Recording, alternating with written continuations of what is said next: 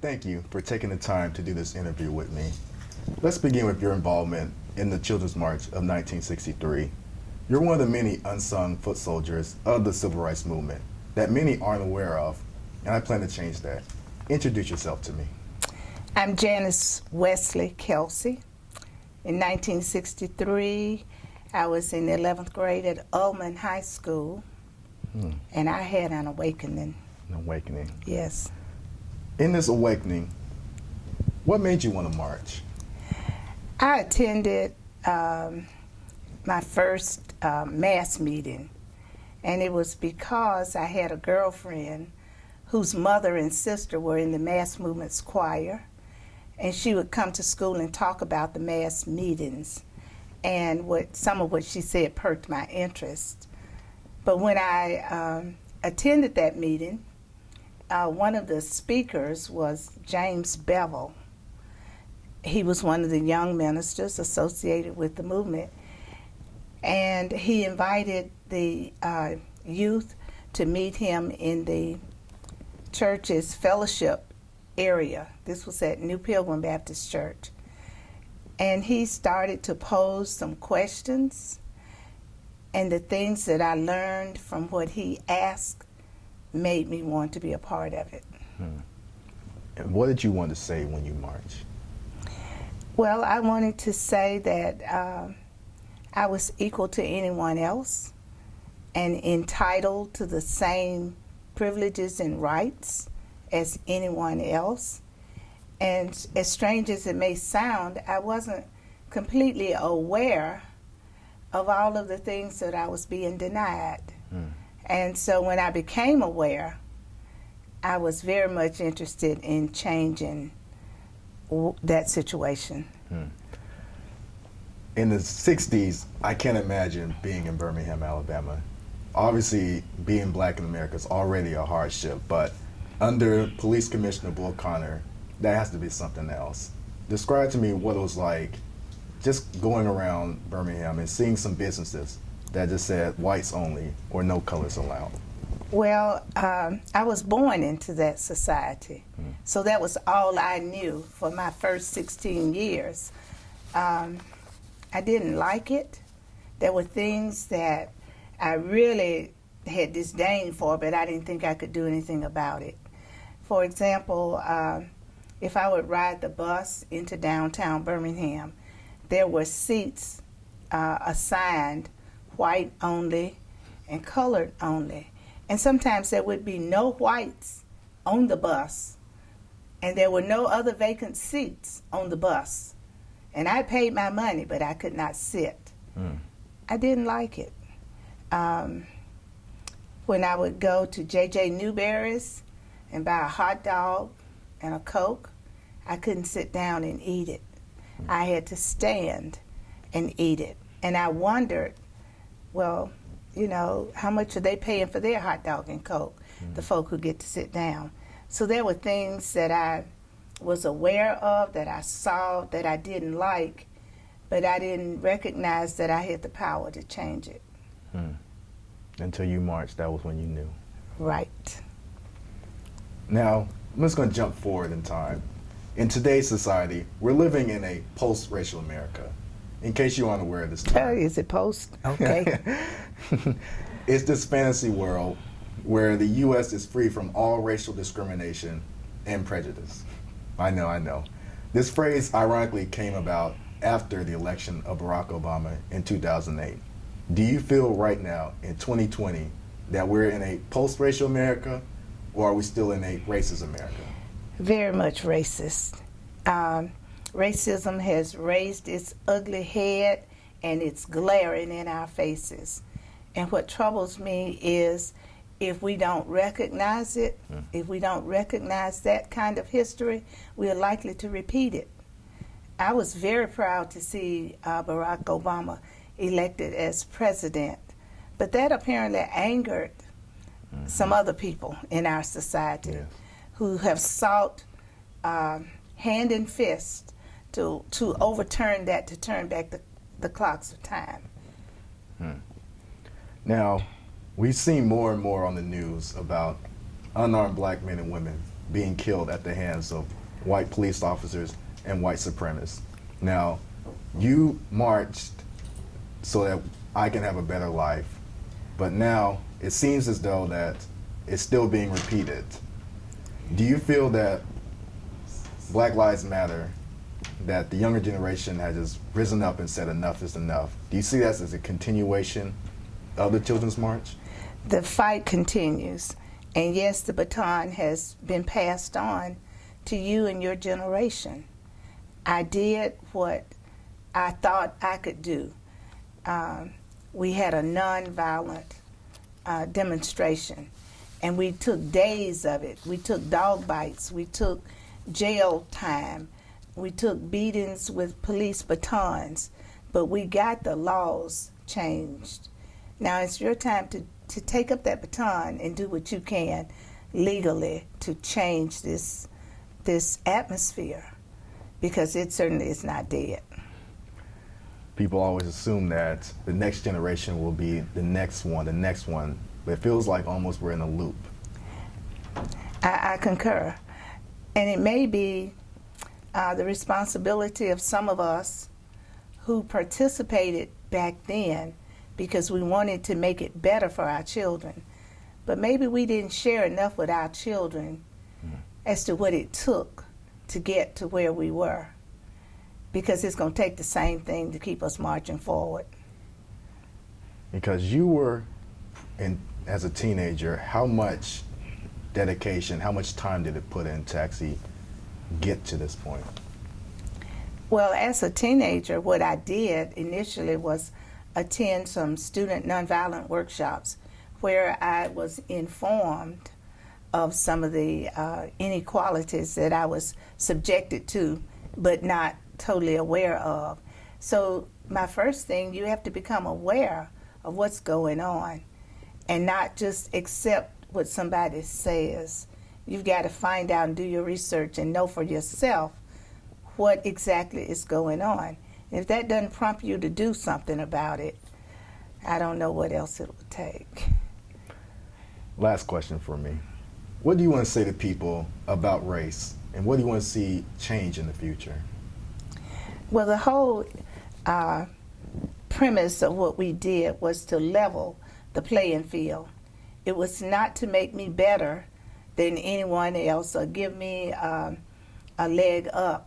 It was just to put me on the same level as everybody else and let me compete like everybody else. Give me the same educational opportunities as everybody else and treat me 100% as a citizen of the United States. That's all I wanted. And I think that's all we want now. I hope that's all we want now. But we have to demand it. And if we don't demand it, other folk not going to hand it to us. People love to say, oh, we're being so emotional, but... You just don't know how emotional I can get about this. Yeah, it took, and I hate to go there, but it took blood sacrifice to get where we were. I know some folk who died trying to get where we are. And it was innocent blood that was shed so that we could get to where we got to. And unfortunately, it may take some more to get us where we want to go. More people may have to make the ultimate sacrifice. Yes, many have. Many You have. mentioned Black Lives Matter.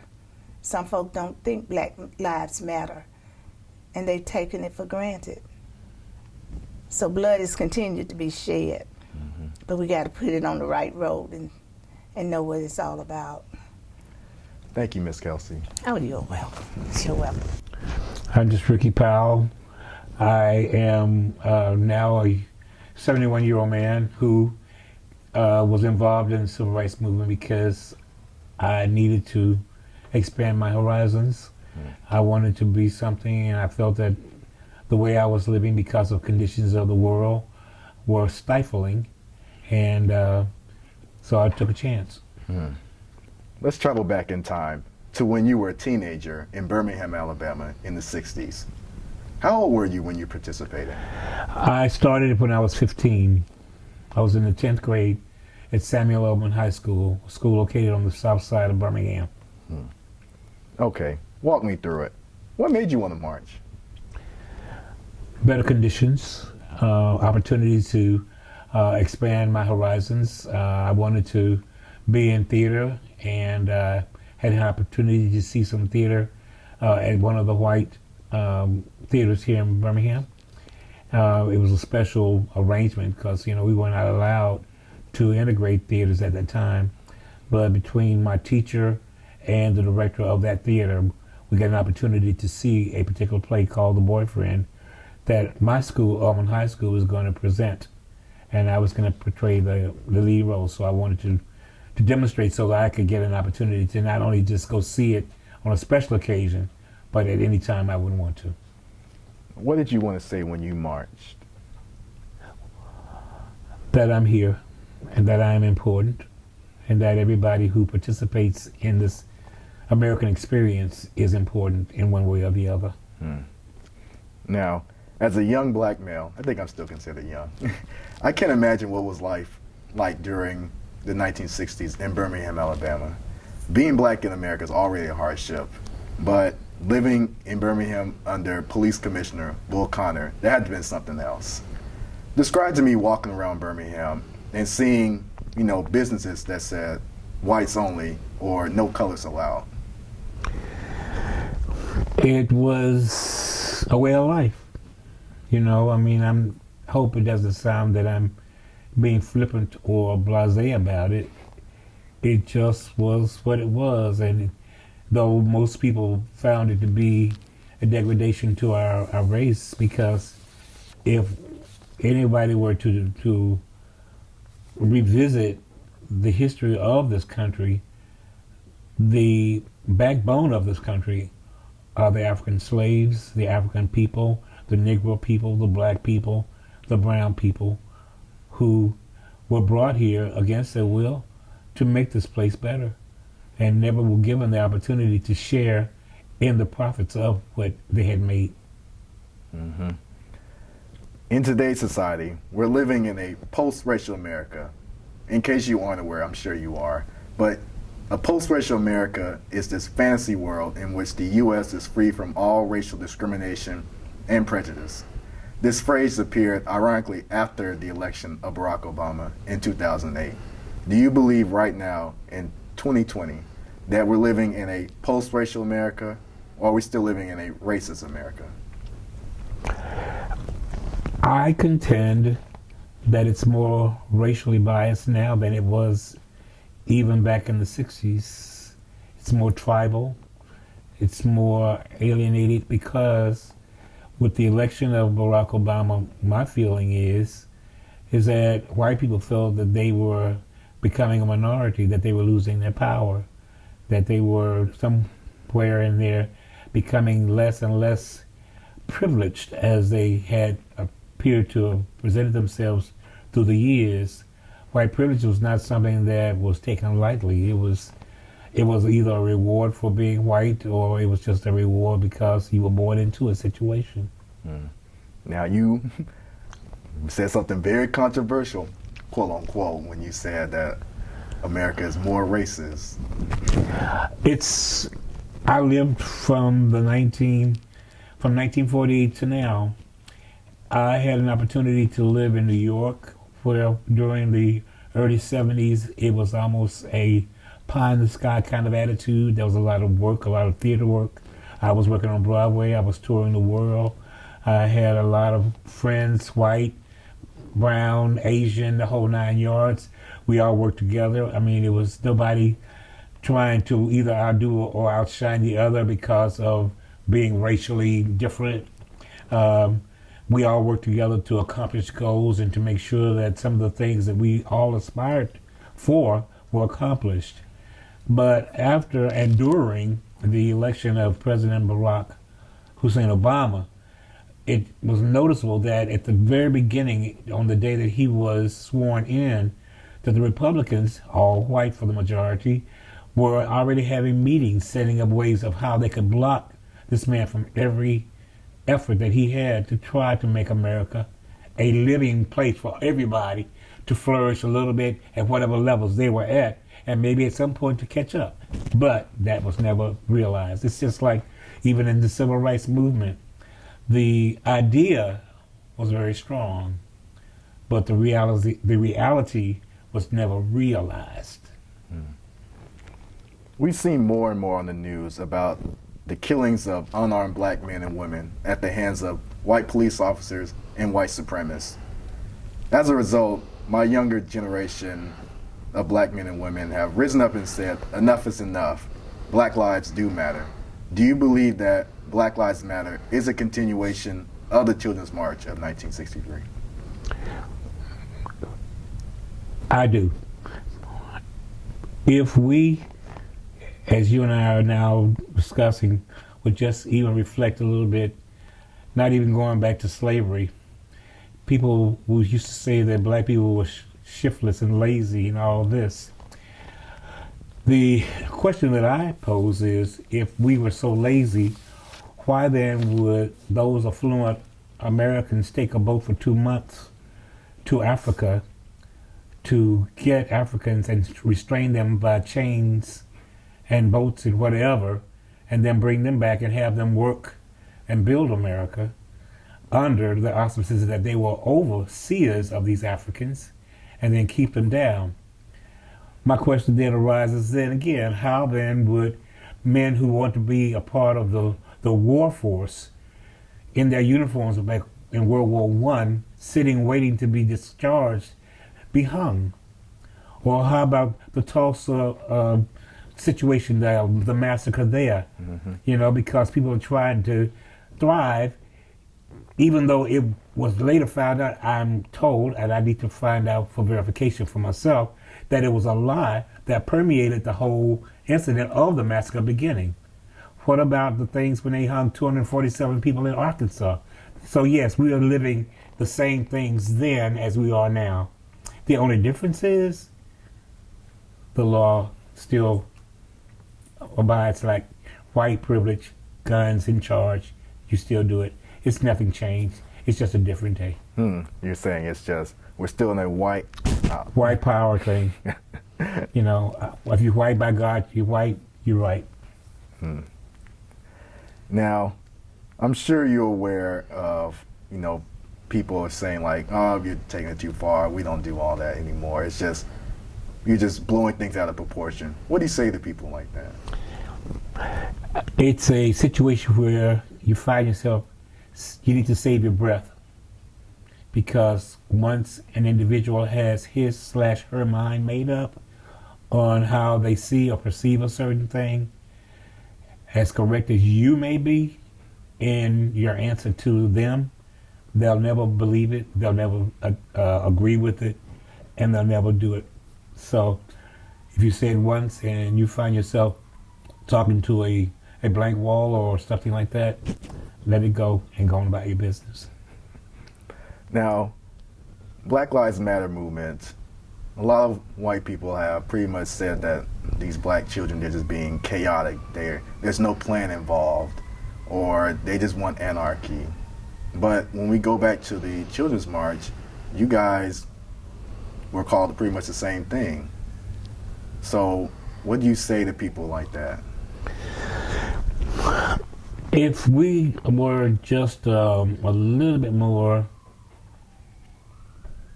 compassionate about realities and not dealing with fake news or fake information or whatever, we would realize that all lives matter. Because when you look at one word that talks about America, the United States, not Alabama or Mississippi or Louisiana or whatever, we all work together for the good of the country. When we go to fight, it's not fighting for black people, we're fighting for all the people. When white people have died, bless their hearts, for America, they fought for everybody.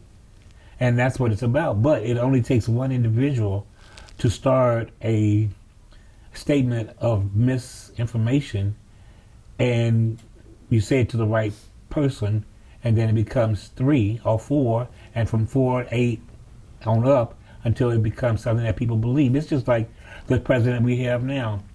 He gets on a story and he's the master of it, and he'll just say it over and over again. He'll never say, I'm sorry. He'll never take it back.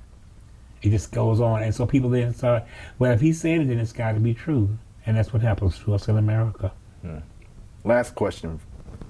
What do you say to people about race? And what do you want to see change in the future? I would like to see black people understand that we are much more valuable to ourselves, not trying to get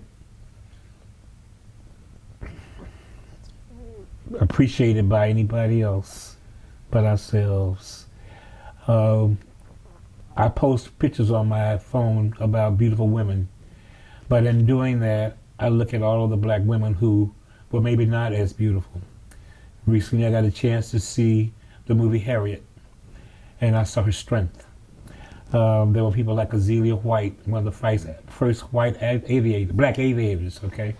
Then there was Benjamin Montgomery, the maker of the propeller for the steamboats.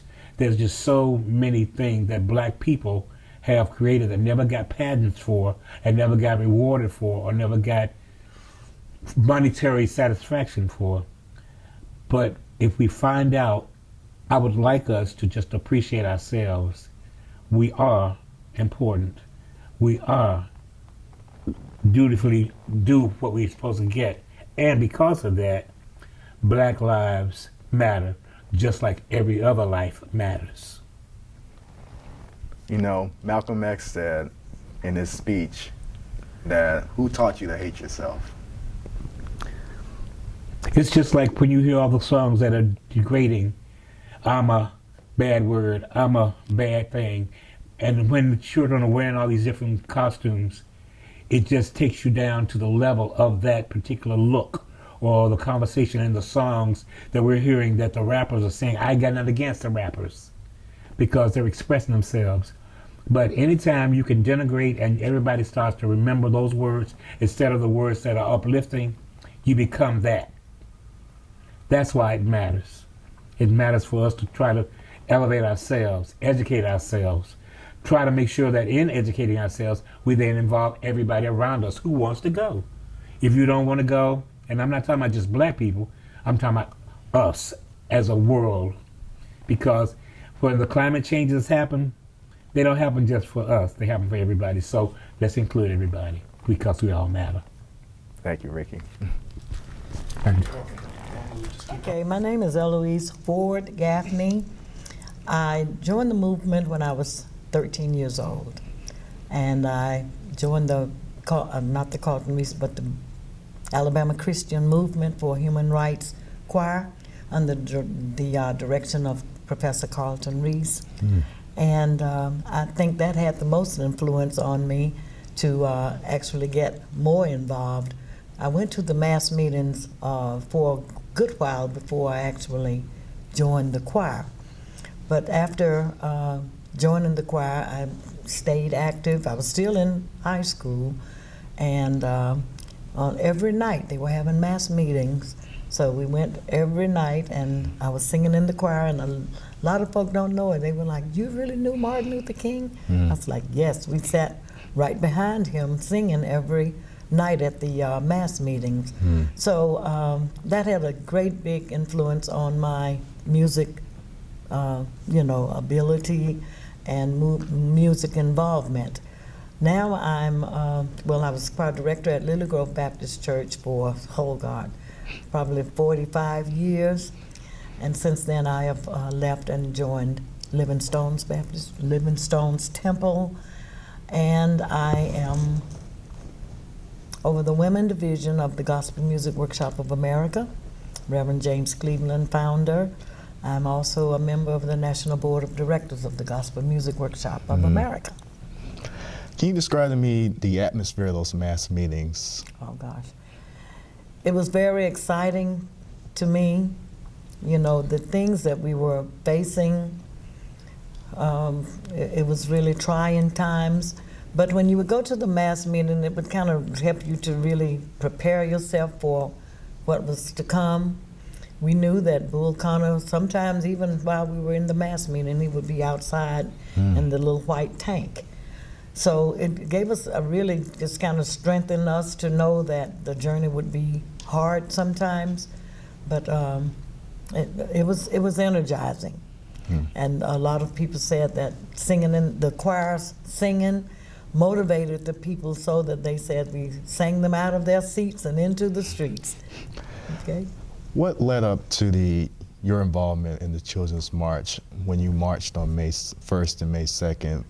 Describe like the mass meetings, like what led you to want to do that? Okay, well, you know, there had been marches before then, but I don't think it was the masses that they were looking for. And I want to say that it was Andrew Young and James Bevel that said, you know, we need to involve the young people. And that's what happened. When they did, you know the story, it was not enough room in the jails to house us, and then they took us to Fair Park and just had us out in the open field. So it changed the whole face of the movement because the young people were involved. When you marched on those hot days and you walked out of 16th Street Baptist Church, what did you want to say facing those firefighters and police officers? Well, we just had it all in our minds, you know, ain't gonna let nobody turn me around, you know, no matter what. We're in for the long haul. And we knew that it would be dangerous, and actually I was, not that particular day, but the day that they put the dogs on us, I was actually walking down the street, a group behind Carlton Reese, and when they sprayed, so it was a lot of fear, but somehow it wasn't fear. You know, we just kind of felt like, okay, here we are, we're gonna do this. We are, you know, looking out for not only our generation, but generations to come, my children and my grandchildren and great-grandchildren, and I have all of those now. So that was the energizing point, you know, just knowing that, hey, we got to do this because it's just not right the way we are treated. It's not right the way you couldn't go to the parks, you couldn't go to the movies. You know, it was just, if you were black, stay back. That was what the slogan was at the time. So all of those things just motivated us to want to move forward and to do something that was going to make a change. And I think that was the energy behind it. Describe to me living in Birmingham. It was pretty much considered the most segregated city in America. Describe to me what it was like just walking around seeing maybe some businesses or stores that said whites only or no colors allowed, or even having to go into restaurants where you have to go around the back to even pick up your food. That was another, I mean, that was one of the forces that, you know, made you say, well, you know, I don't want to live like this. I felt like I was as good as the next person, you know, and I didn't, my money spent just like the others. Of course, my mom would carry us to town. That was our entertainment. We would get on the bus and go downtown Birmingham. And just like you're saying, we couldn't go to the lunch counter and buy a hot dog. They would send us around, and I just knew that it's just something wrong with that, you know, and don't even think about having to use the restroom, you know. All of those things were just not to be. If you were black, you just could not. There were black and white water fountains, there were black and white restrooms, and naturally you could not eat at the lunch counters. It just makes you angry just to think that people would think that you could treat people, a whole generation of people, that way forever. In today's society, we're living in what people call a post-racial America, and that's where people think that we're in this U.S. where we're free from all racial discrimination and prejudice. And ironically, that came about during the run-up of President Barack Obama being elected in 2008. Now, you lived through pretty much one of the more racist times in America. Do you feel that right now in 2020, we're in a post-racial America, or are we still living in a racist America? Well, a few years ago, I would have said that it was a lot better, but now I think we have turned the clock backwards because of the new administration. You know, you would think that we would be past this in the 21st century, but not that a lot of the people's minds changed, but I think that they are more empowered now because they know that they have someone that's backing them in the bitterness and the hatred and the segregation mindsets. Because if we go back to the Unite the Right rally back in 2007 Wow. in Charlestonville, Virginia, where Right. the white supremacists came out in their white polos and tiki torches, and people were like, oh my goodness, what's going on? Right. But if if I ask you or anybody else that was in the civil rights movement, you would say, what are you guys so shocked about? Nothing has Yeah. changed. It's yeah, that's what I'm saying. It's I think even worse because they took off the hoods, and you're really now seeing the real faces of people that are so bitter and full of hatred. It won't be the Eugene Bull Connors of the world anymore. Exactly. And I lived 2 blocks from Arthur Shores, and of course they bombed his house. It seems like every Tuesday they bombed his house, and if we were in the house studying, the force from that would be so strong that it would just kind of bump us out of our seats. And everybody would just come outside and go to the site because we knew that's where it was.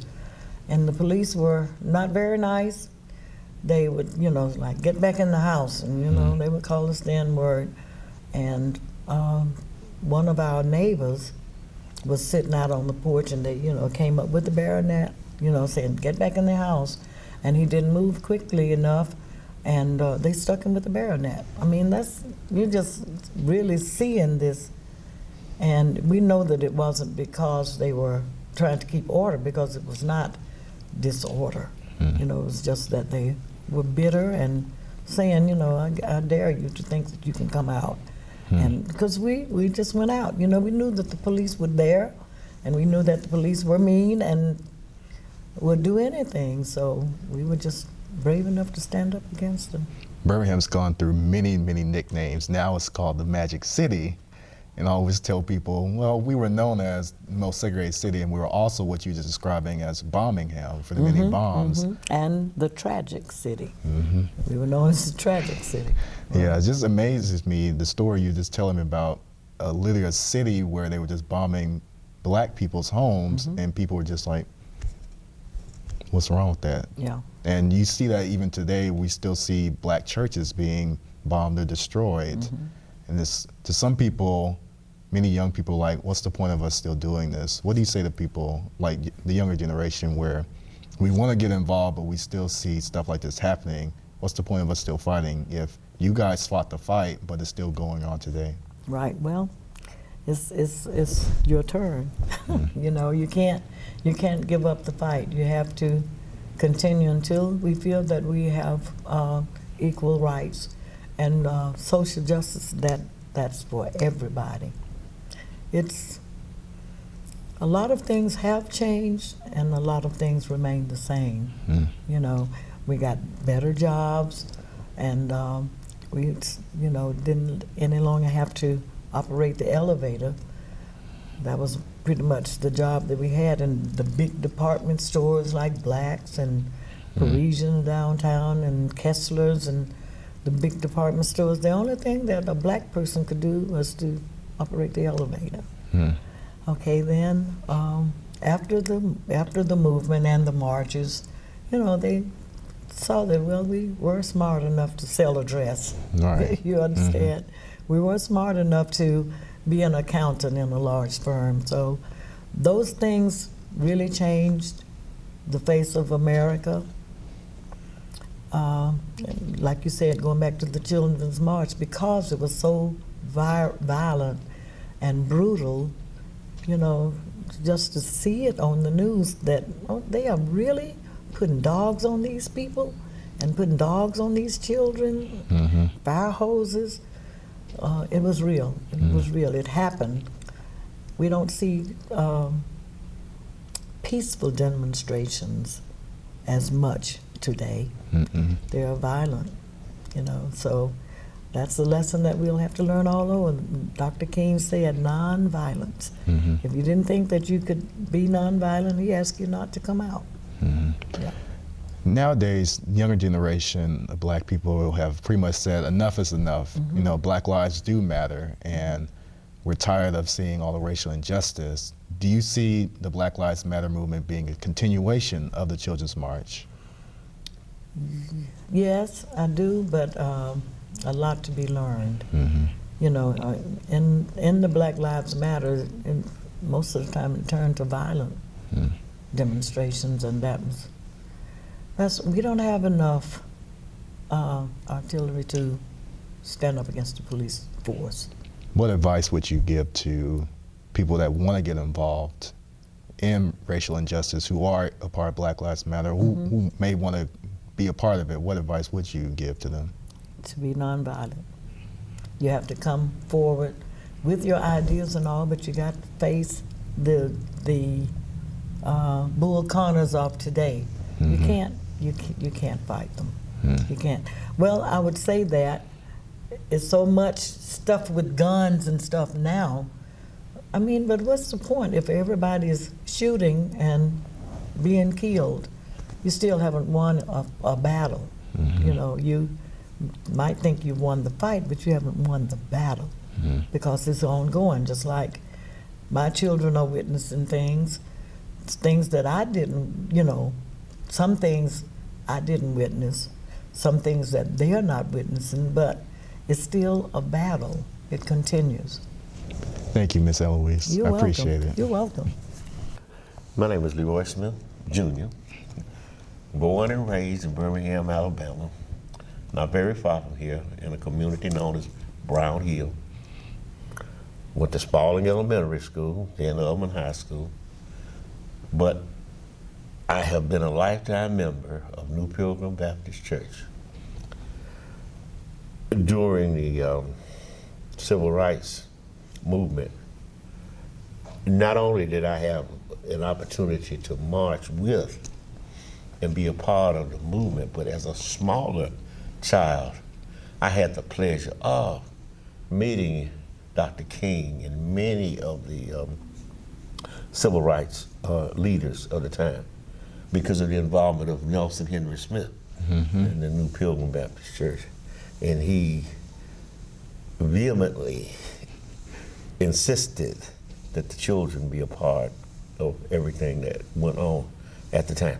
Now, mind you, from say 1963, when I really had the occasion to start getting involved as a child at Spalding Elementary School and traveling to New Pilgrim, which was then on the south side, 903 6th Avenue South, we had to go through what was this area right here as we sit in 6th Avenue Baptist Church was not a predominantly white neighborhood, but was still mostly white all the way down there. So we had to negotiate this area to get to Titusville and then to the south side.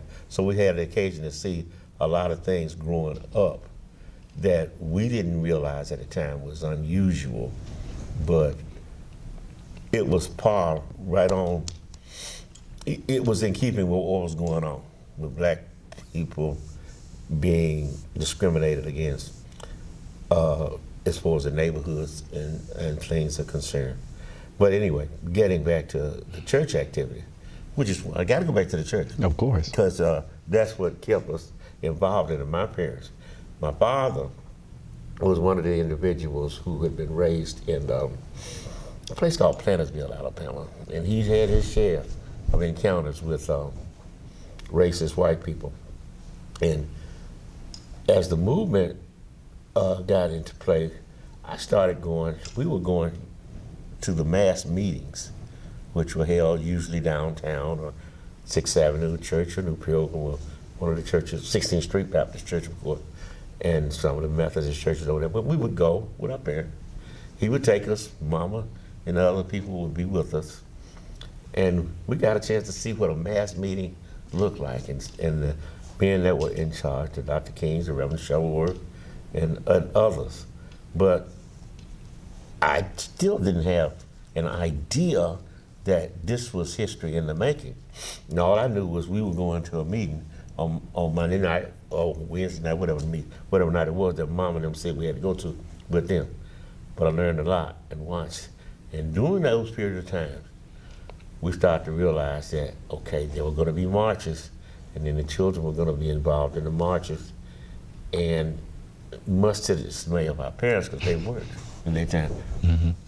We decided the one day we were not going to go to school.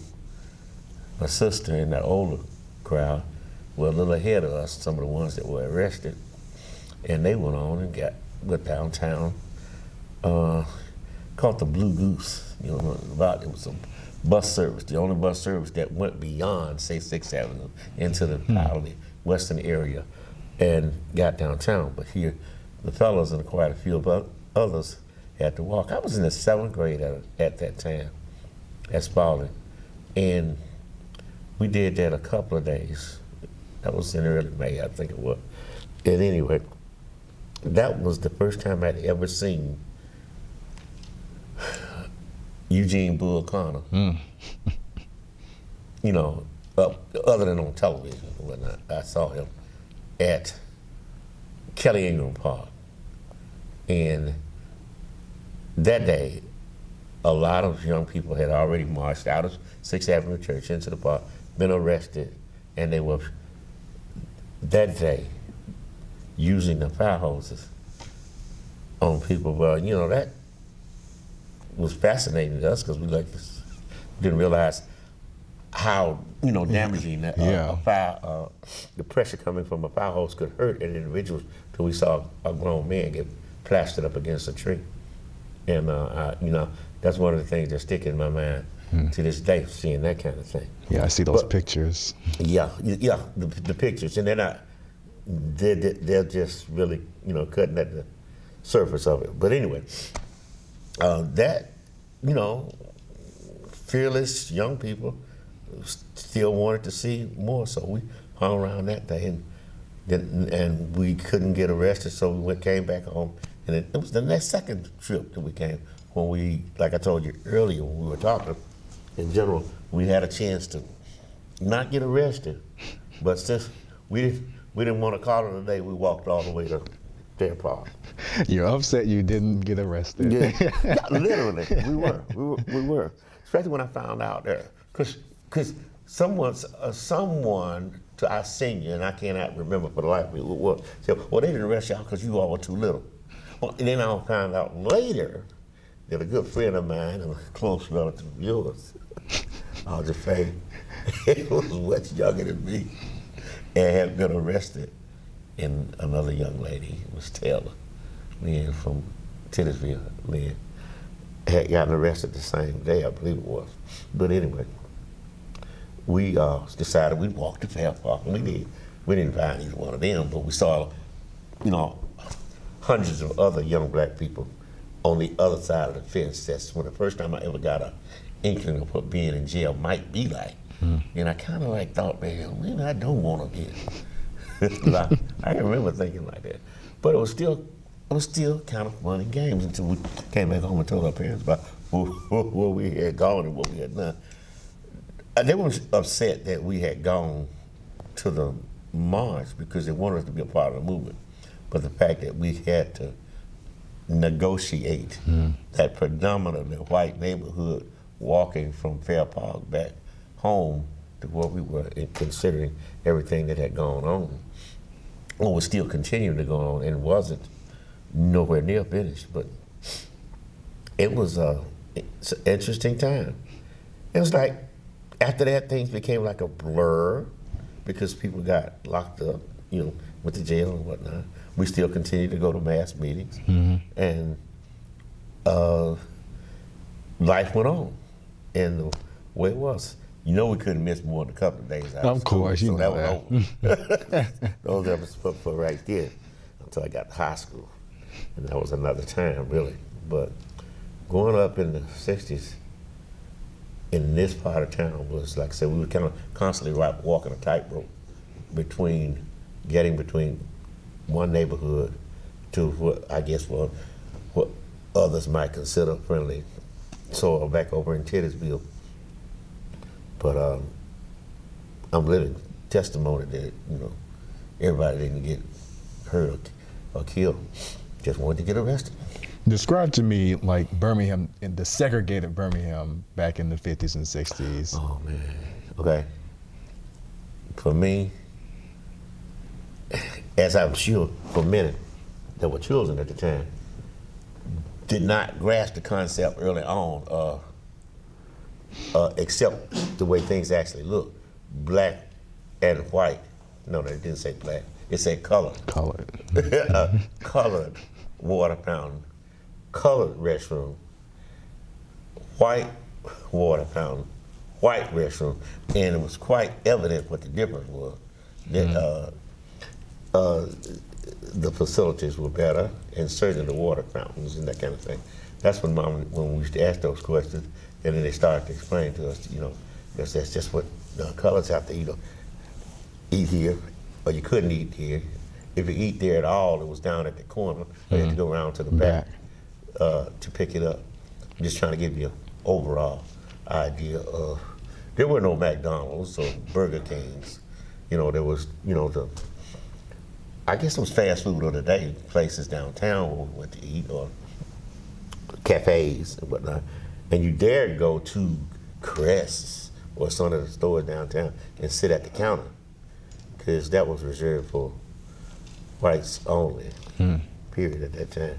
So those kinds of things. The social aspect, the schools. I never gone to a quote unquote white school, so I could not visualize the difference. Spalding School was a fairly new building, that particular building that I went to school in at the time, so it wasn't like it was totally antiquated. But textbooks and stuff like that was a whole different thing. Growing up in the South, as a young man in the late 50s and early 60s, it was rough.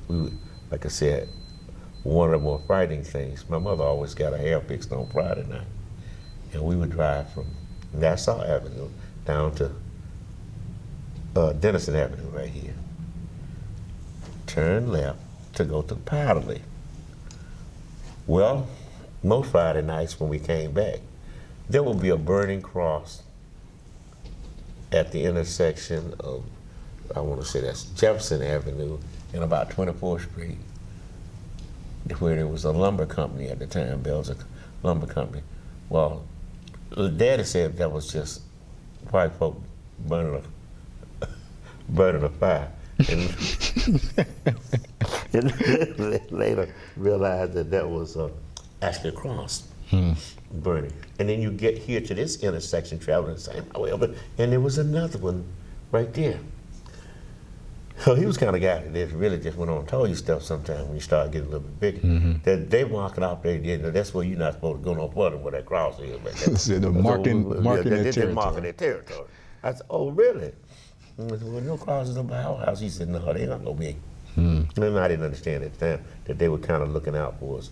And of course, the Klan, being like they were then, if they had really wanted to, like they rode through a lot of neighborhoods, but it just, I guess we were just blessed in that sense. But seeing those kinds of things, cross burnings and people coming up missing that they would tell us about for the neighborhood, and they weren't in jail for other reasons. But other than the fact that they were black men that had gotten picked up.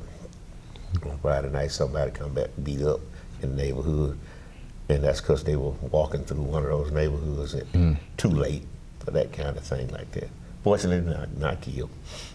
But there were all kinds of things that I didn't realize at the time were detrimental to our life, living, that our parents were able to keep us up until that age, sheltered from. Didn't realize.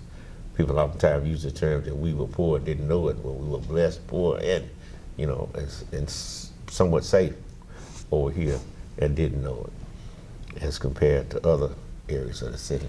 And I keep talking about this all night in terms of, because I can tell you about other instances that happened later when we were becoming a lot more mischievous and didn't always do things right as kids, or listen to our parents, and things that could have cost us our lives, but thank God they didn't, because white folk did not mind killing you. Age had no preference, you know. I didn't know about the story of, well, not the story, but the Emmett Till and how he was killed until I was about that same age. And it was something that we were talking about, not in school, because we were not taught that, but someone who knew of his family and what had gone on told us about it. But then we began to realize that, you know, that same kind of thing could very easily happen to us. I still hear that story every day from my dad. You should. Because those kinds of things happen, and they happen a lot more than, say, to just Emmett Till. But we knew about him because of the fact that, I guess, because he had people that just wouldn't let it go. His mama, for one thing. Mama, don't kill my child. Can you talk about, in today's society, you know, we're in 2020, we made it all the way to 2020. Thank God. Yeah. And a lot of people, mostly white people, have said we're in the post-racial America since Barack Obama was elected. And it's pretty much this fantasy world where we're free from all racial discrimination, you know, free from prejudice. I know you just looked at me all funny. Do you believe right now we're in a post-racial America, or are we still just living in the same racist? I can phraseology has a lot to do with that. You know, if you talk about social injustices, if anything, they may have gotten worse because you knew the clan that you were dealing with then, because they wore sheets at night. Even though many of them frequented your neighborhood during the daytime in other capacities, but I almost use the term decency to hide their faces at night, but now they don't hide because they never have clan suits on. Anyway, post-racial, no. Post means to be behind you. It's over. It's not. It's just racism and discrimination hidden in other forms. And I think you said, since we elected President Barack Obama, I think many times jokingly, a couple of guys, we were talking about that not very long ago, that white people kind of dozed off for a minute, and then they woke up one day, and I can attest to that in many other ways, having been in the military, which was a classic example of how we were living in dual worlds all at the same time. I did not go to Vietnam, but I went to the military during the Vietnam conflict. Only by the grace of God I didn't go to Vietnam.